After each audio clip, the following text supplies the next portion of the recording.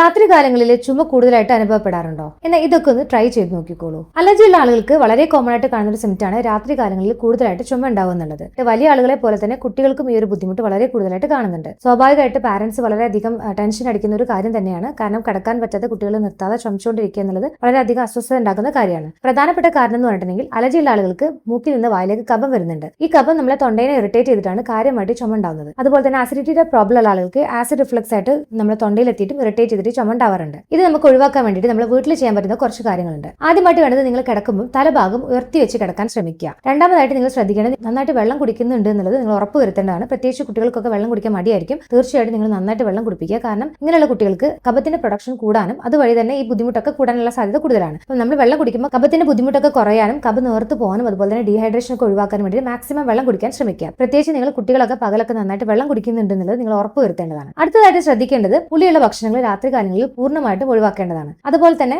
രാത്രി കാലങ്ങളിൽ കൂടുതൽ ജങ്ക് ഫുഡ്സ് സ്പൈസി ഫുഡുകളൊക്കെ കുട്ടികൾക്ക് പ്രത്യേകിച്ച് കുട്ടികൾക്കൊന്നും കൊടുക്കാതിരിക്കുക. അതൊക്കെ ട്രിഗർ ചെയ്തിട്ട് ഈ അലർജിയുടെ ചുമ ഉണ്ടാക്കുന്നുണ്ട്. അടുത്തതായിട്ട് ശ്രദ്ധിക്കേണ്ടത് ചെറിയ സ്പൂണിൽ തേൻ എടുത്തിട്ട് മഞ്ഞൾ ചാലിച്ചിട്ട് കൊടുക്കുന്നത് നല്ലതാണ്. ത്രോട്ടിൽ ഇറിറ്റേഷൻ ഒക്കെ ഉണ്ടെങ്കിൽ അത് നമുക്ക് കുറയ്ക്കാൻ വേണ്ടിയിട്ട് നല്ല രീതിയിൽ സഹായിക്കുന്നതാണ്. അതുപോലെ തന്നെ പ്രധാനമായിട്ട് ശ്രദ്ധിക്കേണ്ടത് ബേക്കറി പദാർത്ഥങ്ങൾ കംപ്ലീറ്റ് ആയിട്ട് ഒഴിവാക്കാൻ ശ്രമിക്കുക. കാരണം അതിലൊക്കെ ഷുഗർ കണ്ടന്റ് ഒക്കെ കൂടുതലുണ്ടാവും. ഇതുവഴിയൊക്കെ തന്നെ നമുക്ക് ഈ അലർജിയുടെ ബുദ്ധിമുട്ട് ട്രിഗർ ചെയ്യാറുണ്ട്. അതിന് പകരം കൂടുതൽ ഫ്രൂട്ട്സും വെജിറ്റബിൾസും കഴിക്കുന്ന ഒരു ഹാബിറ്റ് ആക്കി മാറ്റുക. പ്രത്യേകിച്ച് സാലഡ്സ് ഒക്കെ ഭക്ഷണത്തിൽ കൂടുതലായിട്ട് ഉൾപ്പെടുത്തുക. ഇത്തരം ഹെൽത്തി ഹാബിറ്റ്സ് നിങ്ങൾ ശീലമാക്കി നോക്കൂ.